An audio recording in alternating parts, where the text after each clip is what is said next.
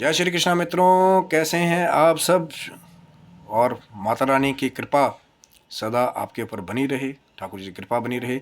Shiv शक्तो home channel पे आप लोगों का हार्दिक स्वागत है। चैनल पे यदि नए हैं तो विनम्रता के साथ निवेदन कर रहा हूँ कि चैनल को सब्सक्राइब कर लें ताकि हमारे द्वारा बनाई हुई कोई भी वीडियो सबसे पहले आपको प्राप्त हो। वीडियो में दिखाई जाने वाली जानकारी यदि आपको अच्छी लगे ज़रूर लाइक करें, शेयर करें, सब्सक्राइब करें। मित्रों, आज बात कर रहे हैं कृष्ण पक्ष फाल्गुन मास की एकादशी के बारे में कि इसका नाम क्या है, क्या ठाकुर जी ने इसका महात्म्य जो है बताया। जैसे कि युधिष्ठिर जी जो है ठाकुर जी से हर एक माघ मास की एकादशियों के महात्म्य के बारे में पूछा, फिर उन्होंने यही प्रश्न किया कि महाराज ये जो फाल्गुन मास की कृष्ण पक्ष की एकादशी है तो इसका नाम क्या है, इसका फल क्या है इसको करने से, और क्या लाभ जो हैं वो व्रत करने वालों को प्राप्त होंगे। तो जैसा ठाकुर जी ने कहा था वैसे आपको बता रहा हूँ। आप एकाग्रचित्त होकर के पूरी कथा का श्रवण करें, क्योंकि कहीं ना कहीं कथा सुनने का पूर्ण लाभ तभी मिलेगा जब पूर्ण एकाग्रचित्त होकर के ठाकुर जी के चरणों में आप भाव रख करके पूरी कथा को सुनेंगे तो फिर आपको पूर्ण फल प्राप्त होने की जो है एक कृपा भी ठाकुर जी की प्राप्त हो सकती है। और क्या आपकी इच्छाएं हैं, मनोकामनाएं हैं, जब ठाकुर जी के आगे आप अच्छे भाव से रखेंगे तो हो सकता है कि आपको बहुत सारे अच्छे फल प्राप्त हों। हो सकता है कि आपको ऐसी कृपा आपके ऊपर हो जाए कि आपके रुके हुए काम पूरे हो जाएं। लेकिन जब पूर्ण एकाग्रचित्त रुके, क्योंकि हमारी कोशिश तो वही है कि कई बार ऐसे भी हमारे भक्त हैं, व्यूवर्स हैं जो कहीं ना कहीं किसी कारणवश जो है मंदिर नहीं जा सकते या किसी ब्राह्मण देवता को घर पे आमंत्रित नहीं कर सकते, कोई रोग घर में चल रहा है, कोई फाइनेंशियल प्रॉब्लम है, समय की कमी है। तो इसीलिए ये कोशिश है कि जैसे आप ये अपने मोबाइल स्क्रीन पे या लैपटॉप पे जो कथा का श्रवण करें, ठाकुर जी की कृपा से आपको ये प्राप्त हो रही है। तो कोशिश तो यही है कि यहाँ से भी आपको कथा का जो सार लाभ है वो बताया जाए, कथा को श्रवण कराया जाए और उसके बाद फिर जो है आप उसका लाभ उठा सकें।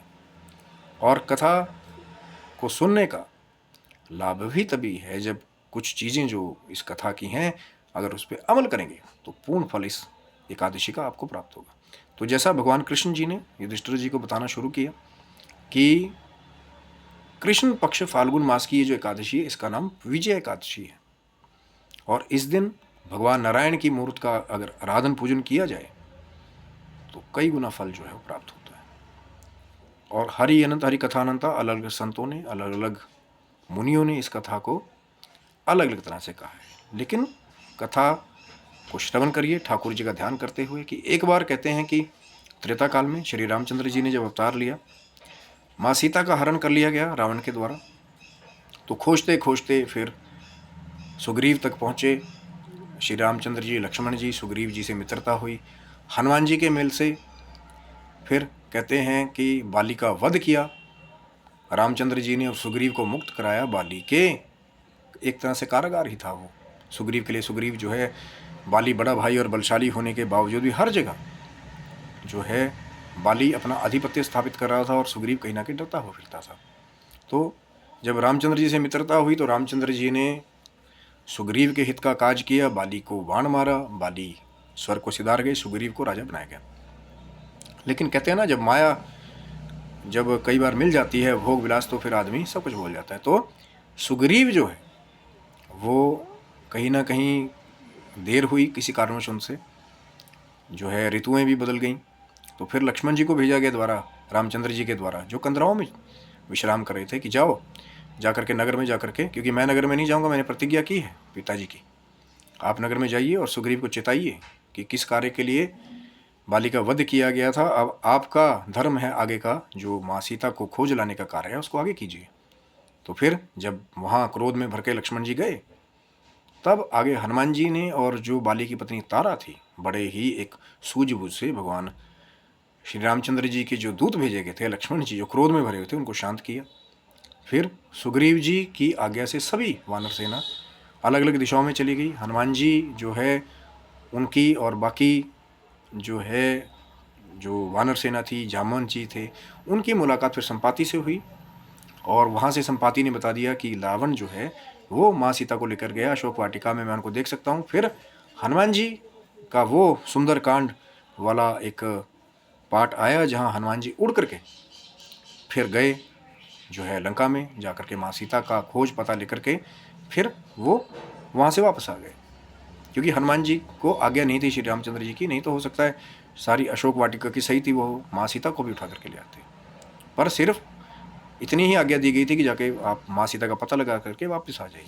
तो जब हनुमान जी वापस आ गए और उन्होंने सारा वृतांत कहा कि माँ जो है वो लंका में है इतनी दूर, तो एक असमंजस की स्थिति आ गई। फिर सारी सेना को एकत्रित किया गया और जो पूरी सेना थी उसको लेकर के लंका के एक समुद्र के एक पार जो है तट पे श्री रामचंद्र जी की पूरी सेना के साथ वो लोग एकत्रित हो गए और ये युक्ति लगाने लगे कि अब हनुमान जी तो एक अष्टसिद्धि नवनिधियों के दाता हैं कि वो तो चले गए, पूरा समुद्र लांग करके बड़ी सुंदर लीलाएं उन्होंने की सुंदर कांड में, जिसका पूरा वर्णन है।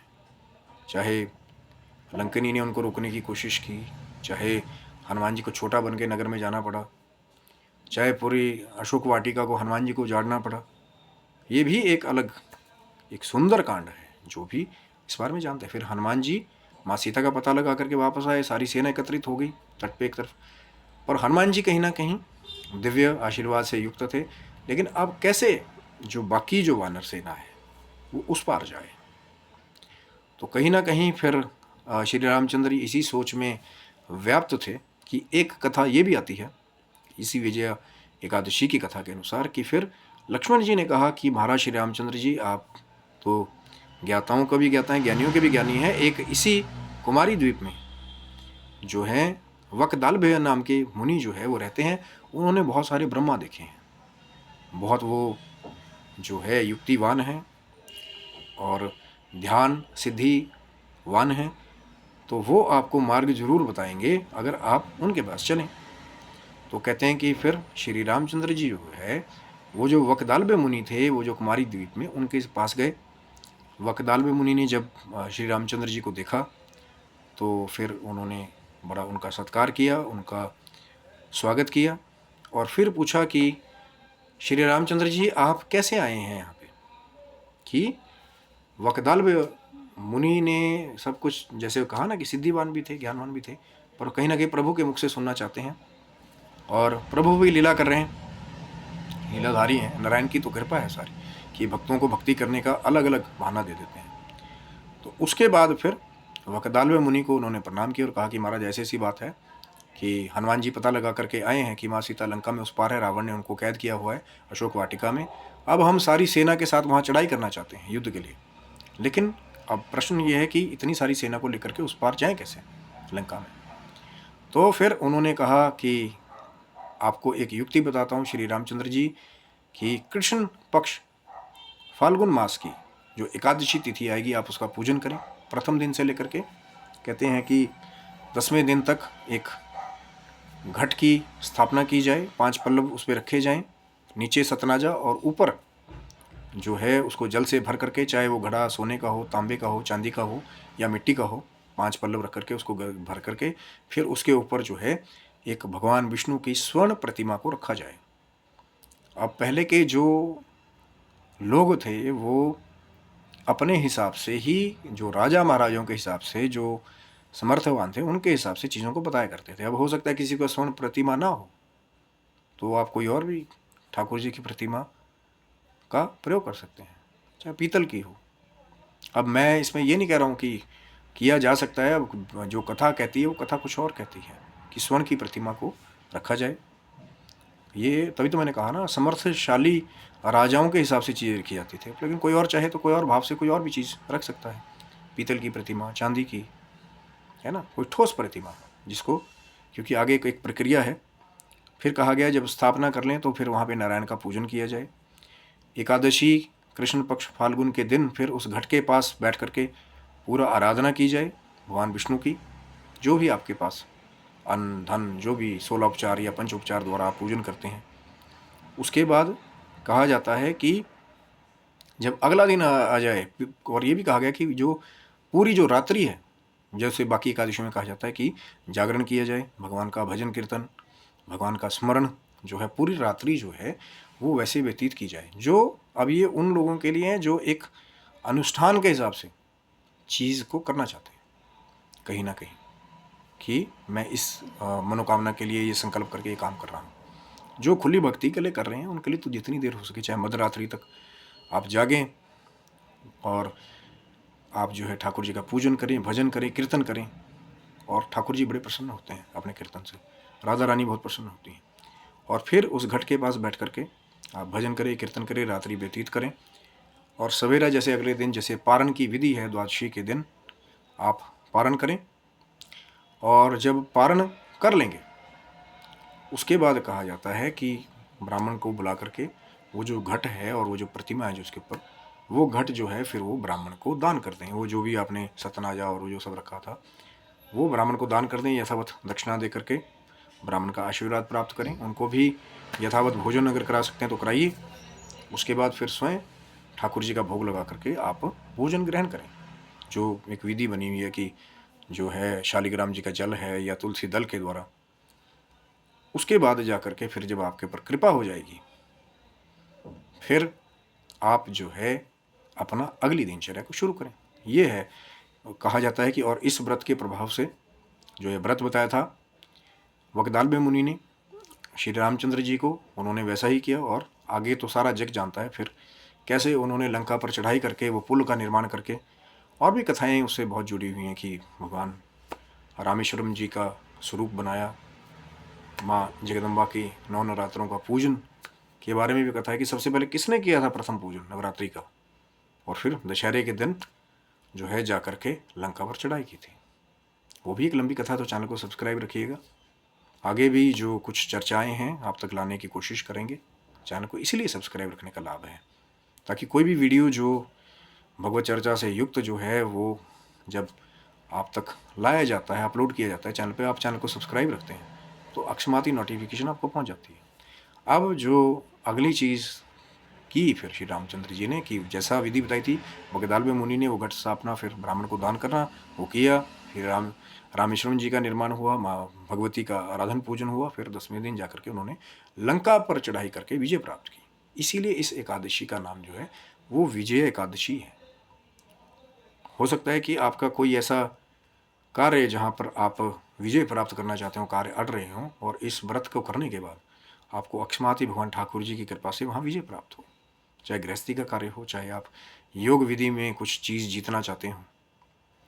और इस व्रत का इतना प्रभाव बताया गया है कि मेरे पास वो जीवा नहीं है जो मैं उसके फल को पूरा बता सकूं। और वही बात है कि जो इसका पूर्ण फल है, कहीं ना कहीं रात्रि जागरण, कहीं ना कहीं, और इस दिन जो है जो ये कृष्ण पक्ष की जो एकादशी तिथि है विजय एकादशी, इस दिन जो मैं हर बार कहता आता हूँ कि कुछ महादान हैं उनको करने का बहुत फल मिलता है। जैसे कि जिन ब्राह्मणों के पास, संतों के पास जूता नहीं है उनको जूता दान करना।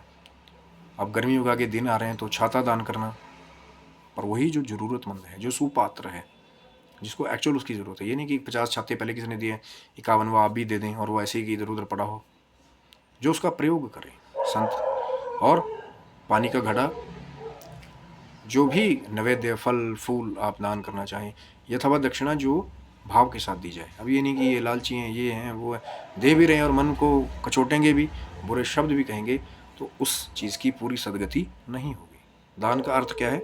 एक हाथ लिया और दूसरे हाथ दे दिया। तो फिर ब्राह्मणों को आप दान करें और पुण्य करें। और जैसा मैंने आपको बताया था कि रात्रि जागरण का इस दिन पूर्ण फल है। अगले दिन जैसे ही विधि मिले, द्वादशी में जो पारण की विधि है उसको देख करके फिर ठाकुर जी का भोग लगा करके ब्राह्मण को भोजन अगर करा सकें तो फिर उसके बाद फिर स्वयं आरती करके फिर आप जो है प्रसाद को पाएं। और ठाकुर जी की कृपा सदा ही आपके पूरे परिवार के ऊपर बनी रहे। तभी तो इसका नाम जो है वो विजया एकादशी कहा गया है, विजय दिलाने वाला। और जैसा कि मैंने कहा कि इस व्रत को जो पूर्ण फल है, कहीं ना कहीं इस कथा को श्रवण करने से भी वाजपेयी यज्ञ का फल मिलता है। और ये कहा गया है कि जो पुराने किए हुए पाप हैं और जो नए नित्य हमारे पाप हैं, जो क्योंकि ये कली काल है, यहाँ पे सबको कोई ना कोई एक पाप से हर जगह से घिरा हुआ है, पापों से भरा हुआ ये कली काल है। पैर पैर पे पाप हो रहे हैं, तो कहीं ना कहीं नित्य प्रति हम पाप भी करते रहते हैं, चाहे वाचिक हो शारीरिक हो। तो इस व्रत को करने से कहा गया है कि जो आपके पाप हैं, मानसिक चाहे वाचिक चाहे कायिक, ये जो हम शरीर से पाप करते हैं, कहीं ना कहीं वो सब पाप जो है वो धुल जाते हैं, उनका जो पाप समूह है वो नष्ट हो जाता है। इतना प्रताप है ठाकुर जी के इस व्रत में। लेकिन करेंगे भाव के साथ अब है, और करेंगे ईमानदारी के साथ अब है कि जैसी विधि जो बताई गई है व्रत को करने की, कोशिश कीजिए कि सूर्योदय होने से पहले उठ जाइए, स्नान संध्या आपकी हो जाए, ठाकुर जी के समक्ष जाएं, चाहे मूर्ति आपके घर में है या वैसे ही ठाकुर जी के आगे अपना भाव रखें कि ठाकुर जी आज मैं आपकी कृपा से ये व्रत करने जा रहा हूँ, मेरा व्रत सफल रहे, कोई विघ्न बाधा जो है वो मेरे व्रत के दिन ना आए, ना मैं किसी से लड़ाई करूँ, ना ही मुझे झूठ बोलने की आवश्यकता पड़े, और ना ही मैं किसी का कोई अपराध करूँ आज के दिन। क्योंकि होता है कि व्रत रख लिया और फिर इससे लड़ उससे लड़, तो वो व्रत पूर्ण व्रत का जो है फल कई बार हमें प्राप्त नहीं होता। मौन रहें, और जितना आप मौन रह करके इस व्रत को करेंगे, जितना आप इस दिन दान पुण्य करेंगे, उसका लाभ कई गुना आपको ही मिलेगा। एक ही दिन के व्रत की बात है, पर कितने सारे लाभ हैं। और सिर्फ कथा श्रवण मात्र करने से भी वाजपेयी यज्ञ की प्राप्ति हो जा रही है। लेकिन जिसने सुना हो एकाग्रचित होकर के, अगर मिस कर दिया तो कोई बात नहीं, वीडियो को दोबारा प्ले करके फिर देख सकते हैं। लेकिन कथा का पूर्ण लाभ तभी मिलेगा श्रवण का, जब आप पूरी कथा को सुनेंगे। कई बार ऐसा होता है कि कथा चल रही है, अब यहाँ मोबाइल या लैपटॉप स्क्रीन पे कनेक्ट करके और कहीं कुछ और कर रहे हैं, और फिर आके देखा यार पता ही नहीं लगा क्या कह रहे थे। तो दोबारा भी वीडियो को दोबारा आप लोग चेक कर सकते हैं। यही हमारा एक छोटा सा प्रयास है कि जो लोग मंदिर में जा कर के ब्राह्मण देवता से कथा नहीं सुन सकते, या अपने घर में ब्राह्मणों को नहीं बुला सकते हैं किसी भी कारणवश, चाहे शरीर में कोई रोग लग गया है, कई बार ऐसा होता है कि कोई स्थिति ऐसी आ जाती है फाइनेंशियल की, घर में ब्राह्मण देवता को बुला नहीं पा रहे हैं, तो फिर वो लोग इसका लाभ उठा सकते हैं। जो व्रत कर सकते हैं तो अधिक लाभदायी, अगर व्रत नहीं भी कर रहे हैं तो आज के दिन जो है वो चावल का निषेध करें। चावल खाना इस दिन वर्जित बताया गया है एकादशी के दिन, और हो सके तो सात्विक ही जो है फलाहार है उसको आप कीजिए, और ठाकुर जी का जितना स्मरण पूजन भक्ति आप कर सकते हैं उतना करके आप लाभ उठा सकते हैं। बाकी हरि इच्छा नारायण है, जो हरि की इच्छा होगी वही होगा, जो हरि चाहेंगे वही होगा, अन्यथा और कहने से क्या लाभ। और जो ये कथा है इसको जब आप भाव के साथ सुन करके, जो अच्छी अच्छी चीज़ें हैं, चाहे दान की हैं, चाहे रात्रि जागरण की हैं, चाहे भक्ति की हैं, जब उनको आप अपने जीवन में उतार लेंगे तो ही वो ज़्यादा लाभदायी होंगी। अब एक कान से सुना और वो तिथि आई जो बड़ी महान तिथि है, पुण्य तिथि है, और दूसरे कान से निकाल दिया, तो फिर उसका लाभ कैसे प्राप्त करेंगे। कुछ प्रयास करेंगे तभी तो लाभ प्राप्त होगा। अब एक प्रयास तो हमारा छोटा सा था कि कथा आपको श्रवण कराई जाए, हरि अनंत हरि कथा अनंता। कई बार ऐसा भी होता है कि अलग अलग संतों ने, अलग अलग जो है भक्तों ने अपने अपने अलग अलग शब्दों में ठाकुर जी की इस व्रत महिमा को गाया या कहा है या लिखा है, तो किसी को सही या गलत वाली बात नहीं है। हरि अनंत हरि कथा अनंता, हरि की कथाओं का कोई अंत नहीं है, बहुत सारे संतों ने गाया है। और जैसा भी आपको प्रारूप ठाकुर जी की कृपा से प्राप्त हो तो ज़रूर ठाकुर जी का आप शुक्रिया करें। हम भी करते हैं कि हमें भी अवसर दिया ठाकुर जी ने कि आपके साथ साथ जो है कथा का आपको श्रवण कराते हुए हमें भी लाभ मिले, हमारी जीवा को भी वो पवित्र यश गान करने का अवसर मिले। और आपका भी सबका बहुत धन्यवाद है जिन्होंने अपना मूल्यवान समय दिया है हमें आपके प्रेम के द्वारा। तभी ये कोशिश होती है कि और अच्छी से अच्छी कथाएँ, दिव्य लीलाएँ, भगवत चर्चाएँ, कोई ज्ञान की चर्चा, कोई नई इन्फॉर्मेशन जब मिले तो आपके साथ शेयर करने की हमारी कोशिश होती है। तो चैनल को सब्सक्राइब रखिए। ये था मित्रों वीडियो विजया एकादशी के महात्म्य के बारे में।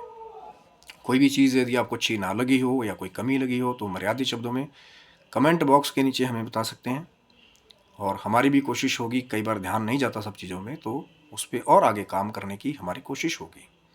लेकिन जब आपका प्रेम मिलेगा तो फिर वही ऊर्जा बनी रहेगी, नई नई इन्फॉर्मेशन जानकारी आप तक छान करके लाने की, और आगे भी जो भगवान शिव से जुड़ी हुई, ठाकुर जी से जुड़ी हुई, माँ जगदम्बा से जुड़ी हुई जो भगवत चर्चाएं हैं वो आप तक लाने की हमारी कोशिश रहेगी।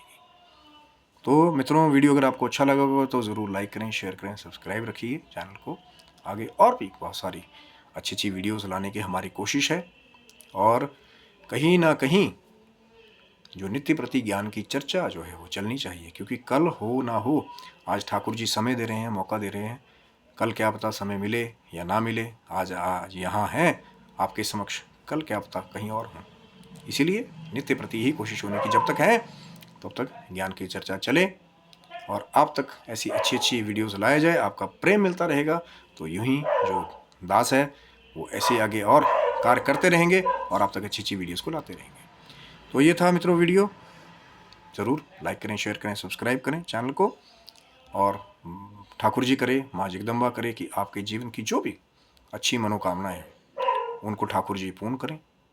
आपका पूरा परिवार निरोग रहे, दीर्घायु हो, स्वस्थ रहे, हमेशा मस्त रहे और आपके जीवन की जो भी अभिलाषाएं हैं वो ठाकुर जी पूर्ण करें। और आपके जीवन की जो भौतिक और आध्यात्मिक उन्नति के मार्ग हैं उनके ऊपर आप हमेशा अग्रसर होते रहें। तब तक के लिए जय श्री कृष्णा, राधे राधे मित्रों।